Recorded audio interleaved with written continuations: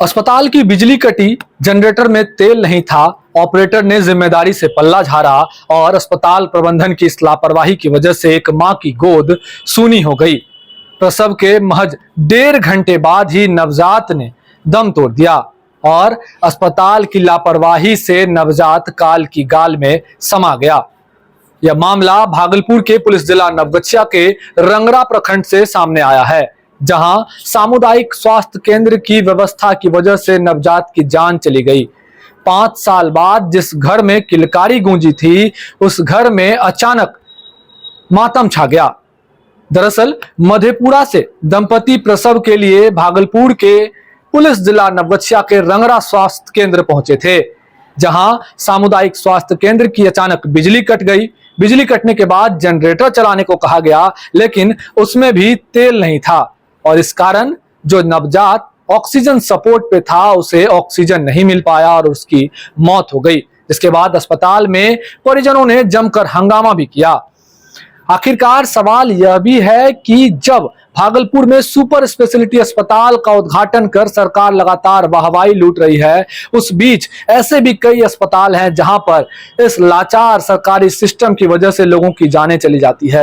यह कोई पहला मामला नहीं है, लेकिन कुछ ऐसे मामले हैं जो दिल में टीस देकर चले जाते हैं और सामुदायिक स्वास्थ्य केंद्र में नवजात की मौत का यह मामला भी कुछ ऐसा ही है। आप समझ सकते हैं कि जिस परिवार में 5 साल के बाद किलकारी गूंजी थी, महज 1.5 घंटे के अंदर नवजात की मौत से क्या कुछ मातम छा गया।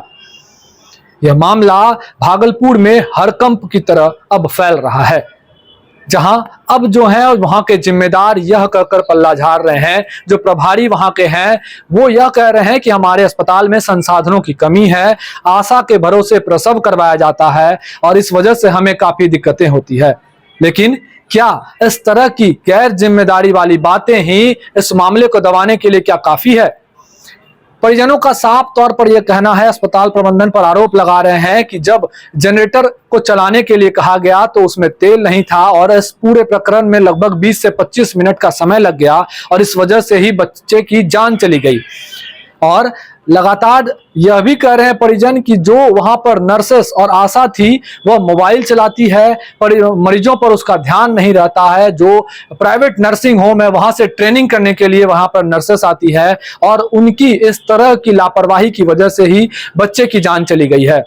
सवाल कई खड़े हो रहे हैं कि क्या स्वास्थ्य सिस्टम, इस लचर स्वास्थ्य सिस्टम की वजह से गई बच्चे की जान का जिम्मेदार कौन है? क्या प्रभारी यह कहकर पल्ला झाड़ लेंगे कि यहां पर संसाधनों की कमी है? और आखिरकार जिस मां की गोद सुनी हो गई उसकी जिम्मेदारी कौन लेगा? और क्या इस गैर जिम्मेदारी के जो जिम्मेदार हैं उस पर क्या कुछ कार्रवाई होगी?